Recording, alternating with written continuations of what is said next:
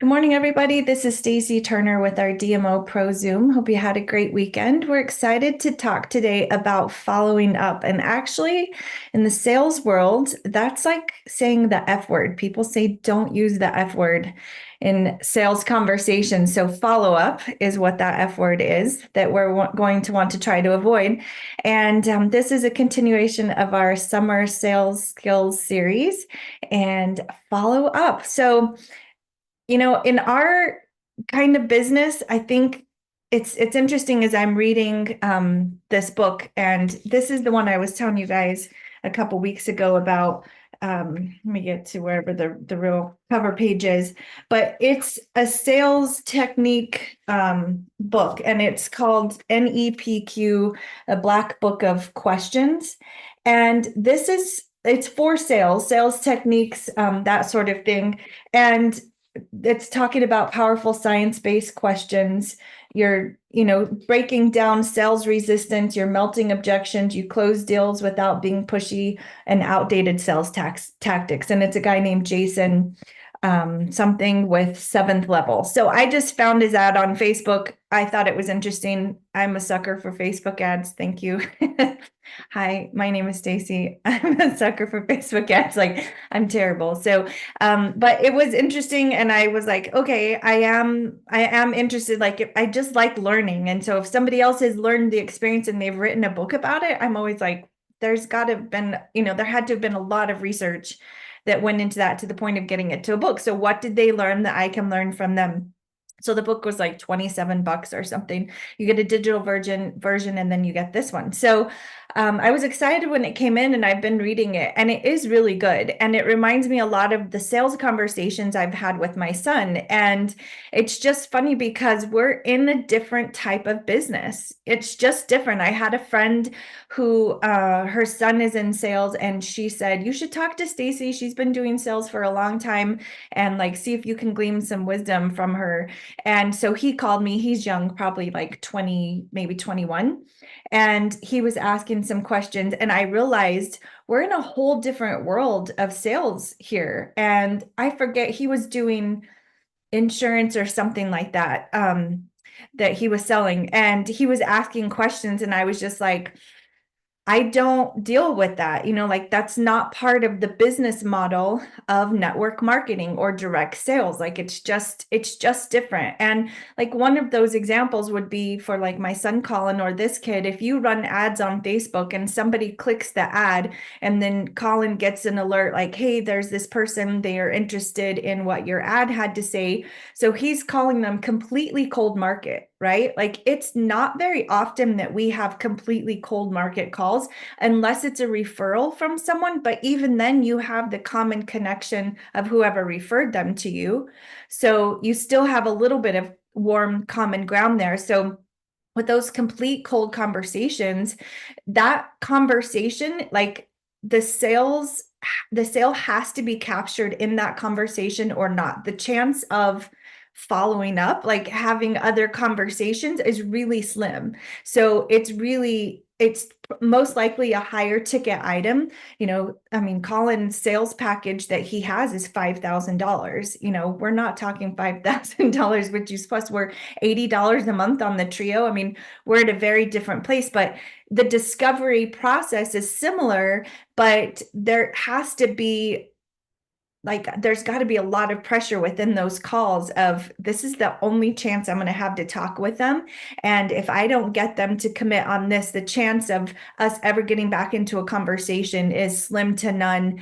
And, I'm going to lose this sale. And so I just want to put our mind at ease with direct sales network marketing. That's not the case with us. Like we don't have to have that high pressure mindset for ourselves that this conversation is dependent upon them ordering or not. And if I don't get them in this conversation, that's the end of it. And when we get into that mindset, I think that's where people start to feel pushy, or the person feels pushed and you feel salesy because you are salesy. Like that's part of think about it, a car salesman. They don't want you to walk away from that car lot, right? Like the chances of you buying that car or a car that day is much, much higher that day in their parking lot than if you drive away from them. So they've got to do all they can to keep you in the parking lot, looking at cars, finding the perfect car, dwindling down the price, whatever it takes to get you to buy that car. But they're not going to start with like the best offer, right? Like you have to, that we don't have that. We don't have to be that way in a sales conversation. It's so much more relational, and just when you let go of that pressure mindset, you really can just lean into the conversation and the relationship and the connection. And also recognizing the highest majority of our sales conversations are going to have a payoff months later. Like it just is. It really is. And I've got a couple of examples for you guys personally that I experienced this week. And so when we talk about follow up with our conversations, in some ways, I feel like we don't have to be as concerned about that because we have less pressure in the sales conversation to begin with, those first initial conversations.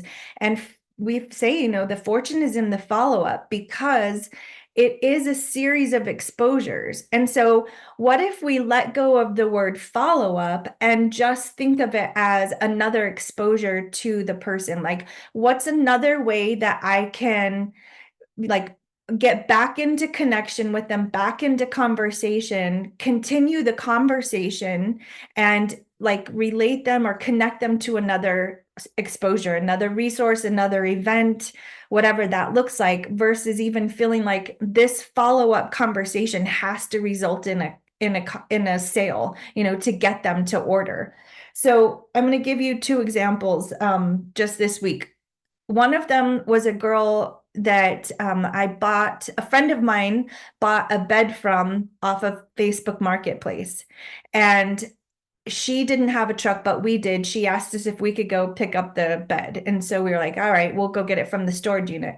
In talking to this girl, they had just moved here from Texas. We just like became super good friends, like instant. We just had a fun connection. She was funny. We just enjoyed each other's conversation. Before the end, I was like, oh, we got to get connected on Facebook. And so we sent messages. I found her on Facebook. She sent a message. She asked like, what do you do? I told her, and she was like, oh, I've heard of Juice Plus. I had a neighbor that sold that, but I just didn't go to any of her events. Like, I don't know. She just was kind of like, I wasn't interested. I was like, hey, no worry. Let's go to lunch sometime. That's my heart, but I'd just like to get to know you more, and I'll connect you with people here. I know a lot of friends, and I know what it's like to be new. And so we just became Facebook friends, but every once in a while I would comment on her posts and I let her know, hey, the bed was great. It worked out perfect.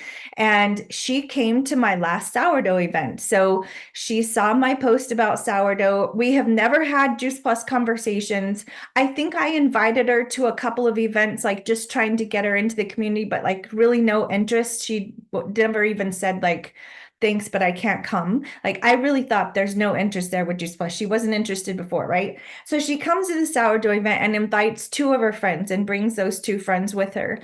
And I was like, hey, as we were making introductions to each other, and I was kind of like how I know some of these people, I said, we met on Facebook Marketplace. We were just joking about it, and I bought her bed or whatever. So then at the end, when I was talking like in my Juice Plus presentation, and I will say, girls, like I was not on my game that night. It had been a while since I had done an event, and like a sourdough event, and there were a lot of questions that night. Even in my describing the bread, like we were off on tangents like the whole time, and I was like trying to rein people back in, and I didn't feel like I had really good control of the conversation like I have at other times. And so when it got to the Juice Plus, like I was talking Juice Plus, but really and talking about gut health, but it wasn't my strongest presentation by far. As I walked away that night, I was like, what did I even say? Like, I don't even know what that was about. And I know I missed these points, and I didn't even talk about this. Like, where was I tonight? And so I do that night, I had order forms, and I had them all sign their like sign in sheet to where I have their contact information, because a lot of those girls, I didn't know them.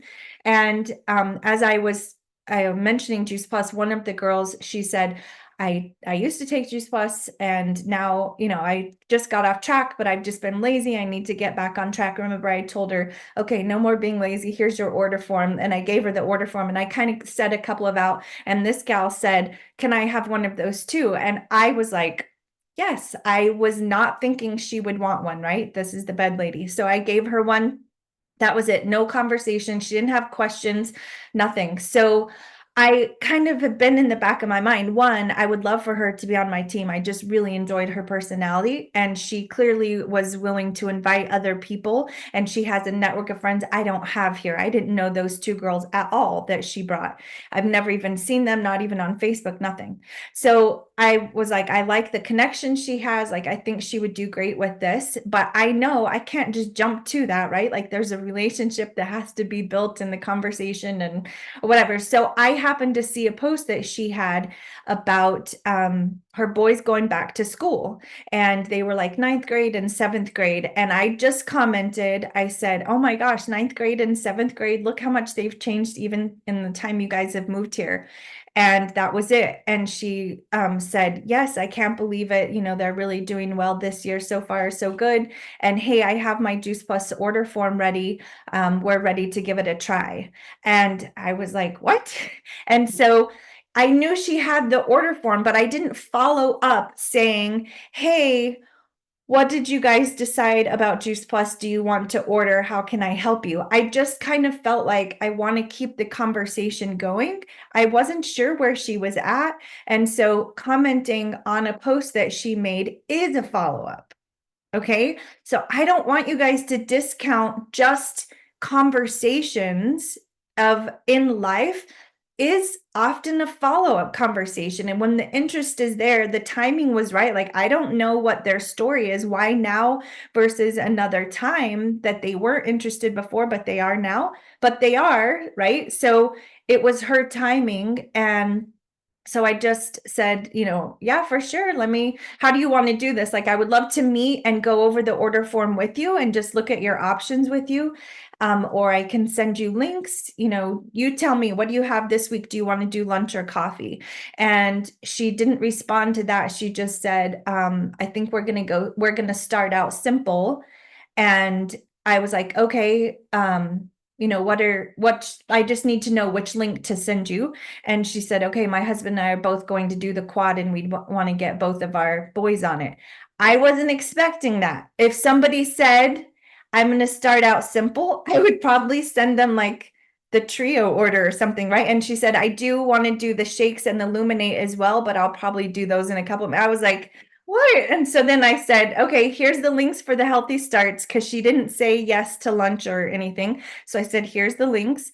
And within 30 minutes, she had ordered. And so I just sent her a message back and said, hey, would you be interested in how to get 10% back on these orders? I didn't hear anything. I'm going to ask again if she wants to go to lunch or coffee this week, because I can't leave her at 2 quad orders wanting the shake and illuminate and not invite her to our team. Guys, that would be wrong. I mean, I have a responsibility and obligation in my mind. If I want her on my team, do I not have to pursue that? Yes. It's not going to happen on its own. I'm going to have to pursue that in a way that keeps the relationship open and conversation flowing. So, yeah, I'm going to keep asking, do you want to go to lunch? And so that was one situation where the follow-up didn't look like saying, hey, I'm following up with you. What did you decide about the order form? It was a way to just keep the conversation going. So in a way, I do agree, like, drop that follow-up, drop that F word and not have that even in your conversations. You can say, swinging back around to you, hey, I've got a couple of minutes today between meetings or between calls today, and I wanted to reconnect with you. Even those things, I wanted to reconnect with our conversation that we had about Juice Plus, or about your nutritional needs. Have you found a solution to the problem that you had? Have you found a solution to being so tired? How are you doing with that? Like, asking a little bit more deeper questions, but you can do it without saying, hey, I just wanted to follow up with you and see what you thought of that video. I'm notorious for that too. Like I've used that word, but if we know that that word is kind of a trigger, like a sales trigger with people, how can we work around that and just not use that word, but like in the same way, getting to the point of reaching back out to them. So I thought that was a just a good example for you guys to see the follow-up doesn't have to look like what we might traditionally think follow-up is. It's really just a reconnection to another event, to just continuing the conversation. So questions typically keep the conversation going. If you want a response back from them, you're going to need to ask a question, because why do they have an obligation to give you an answer or respond back if you're not requesting that? So that's something that I've learned. And I had another idea in, or another example in my head, but that's I don't know where it went. So I'll ask you guys. Let's just open it. I'll probably think about it from a minute. What's an example of a way that you found follow-up to maybe not look exactly like you thought, or a way that in following up, asking a question, posting on social media, kind of something, my example that you guys have found is effective? You guys shoot me back some info. We want to learn from you too. Stacy, I'll go on the Heat team. We've changed the verbiage. We try not to say follow up because of the F word or the FU, right?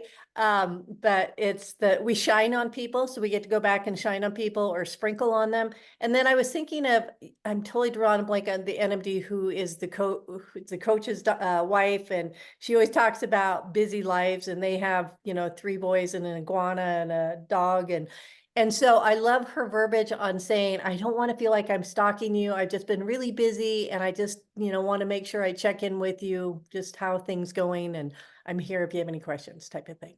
Yes, I love that. And I've apologized.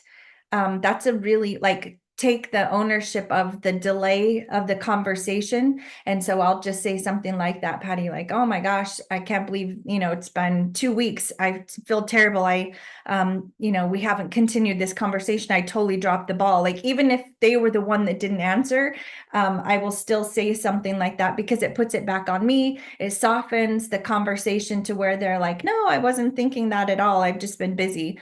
And that can be it. Okay, I did think of this. Let me just share this because it's in my head before I lose it again. Also, like we've talked about, keeping the long game in mind of these conversations we're having or these events. When we think and expect that I'm going to have a conversation and they're going to order, that's where the sales pressure comes. So remember back in May, it was in May that I did a bunch of events in Alabama, like a ton of sourdough events, like in 1 week. It was crazy. And at the end of that week, I will say I was disappointed. I had a whole stack of cards of people's information. I sent a bunch of people a cart, like nothing. Like I didn't get any orders. I got 1 order at the event, and that was it out of 5 events. And I was like, that was so much work.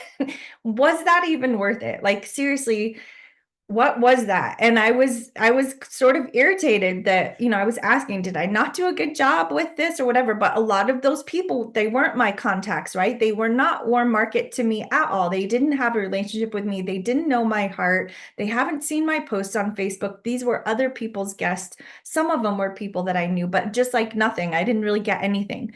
But when I look back now it's August, from May, I can tell you a significant number of customers that I have gotten from those orders. Like, conversations have continued and they have ordered. And 2 of the girls that were my team members that hosted those events, they're coming to conference.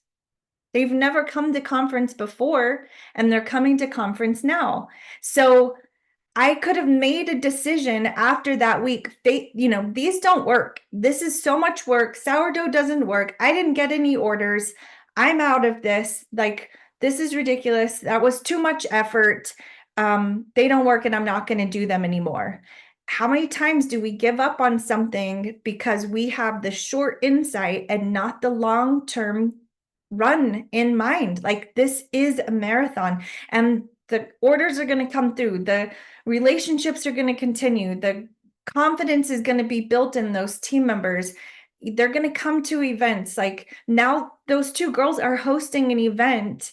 They're watching a hormone video on the 26th. I made the flyer, but they're doing the rest. Like kudos to Carrie and Carol if you guys are watching this. Like amazing, right? Like that's that's my heart. That's what we want to happen, but we can't expect that always within a week. It takes time for relationships and conversations and experience and a desire and a need to grow in people's minds. And it doesn't have to be on our timetable. So that's a series of follow-up, exposures with these girls and with their people, and just continuing conversations. That results have happened, but it wasn't at those events. It wasn't within a week. So don't give up on that side of it. You have to keep the long game in mind with this, the bigger picture, the marathon view versus the sprint and just the event. Okay, so I got that on my mind. You guys tell me any other experiences you've had recently of not using the follow-up. I love the word shine on them. Changes everything in your head, right? I'm going to shine on them. We used to say, I'm going to drip on them, or you're just dripping information, but that kind of feels like, I don't know, Chinese water torture or something where you're like dripping on their head, and that's just annoying. So a drip is kind of annoying, but it's kind of that same idea. It's just a little bit like, I like the sprinkle mindset. That's a good one. Anyone?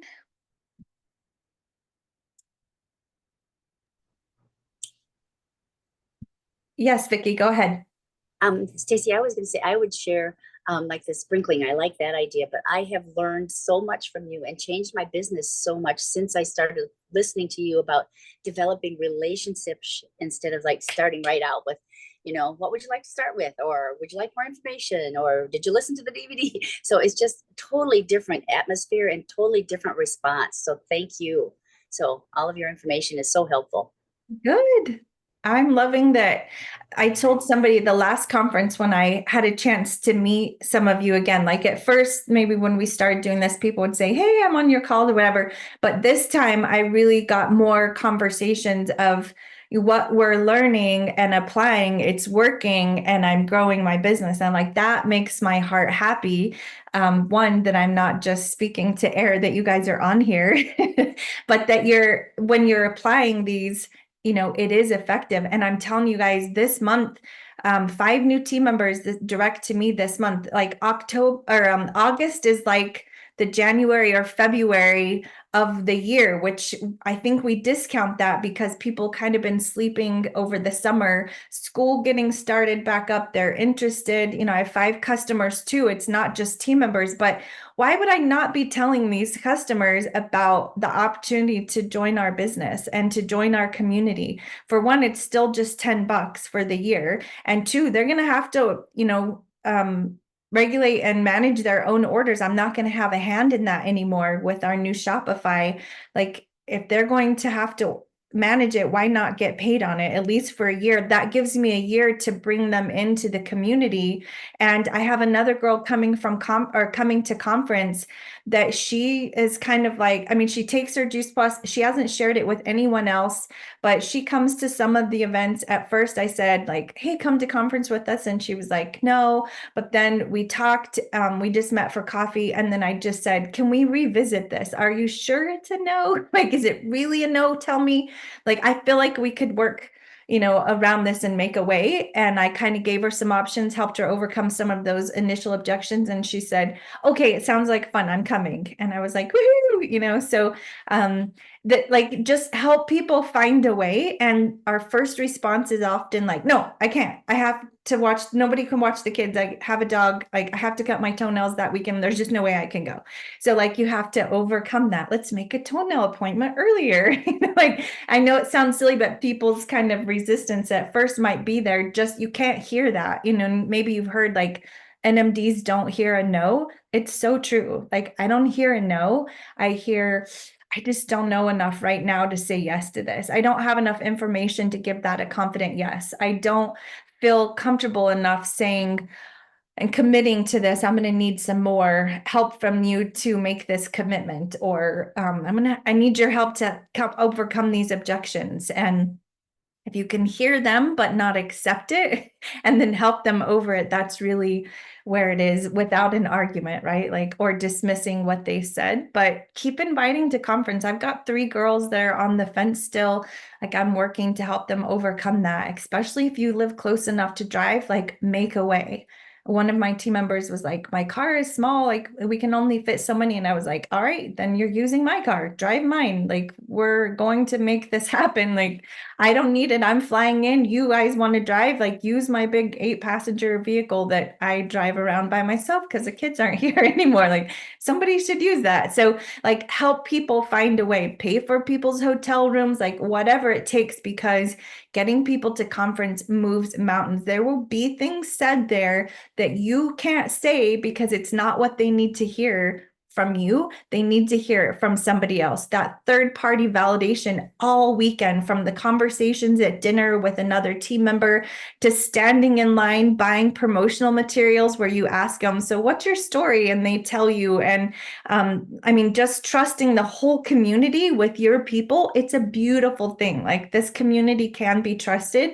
It's going to be very much a historical conference is what we're calling it. Like, you need to be there and you want to get your team there. How do you help them do that? It's worth the investment. It's worth the time. It's worth the belief in that person. Like, I think you're going to love this. Don't worry about it being so much juice. Plus, we have a great time and you're going to love the community and the people and all the things. So keep inviting. And there's people that have $75 tickets out there that are like, just don't have somebody to come with them. Like, say, I can get you a half price ticket. It's $150, but I'll be able to get you a half price ticket.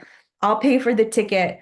Let's get you there. Like, pay $75 for somebody to come. I promise you, it's long-term picture, right? Not the short-term $75 for their ticket. Long-term, what could that person, impact your business if they decide they're really going to run with it and get to sales coordinator in the next 6 months, NMD in the next 5 years, right? Like, you just don't know. So don't discount the last minute invitations. They're often the ones that you've heard the stories. Like, it's crazy good. So let's keep inviting. All right. Anyone else want to add anything to this? All right. Well, I hope this was helpful. Let's drop the F word and just lean into those conversations. And we will meet next week. That will be the week before the wedding. So I'm cool that Monday morning, but then probably the wedding is September 1st. So I'm probably not going to be okay on the 2nd. So I'll need some time from there. We may just go ahead and wait until after conference to reconnect on these after that. But I will see you all next week. Excited to have you join us. Let us know on Voxer if you want to add anything else, and we'll talk soon. Bye, everyone.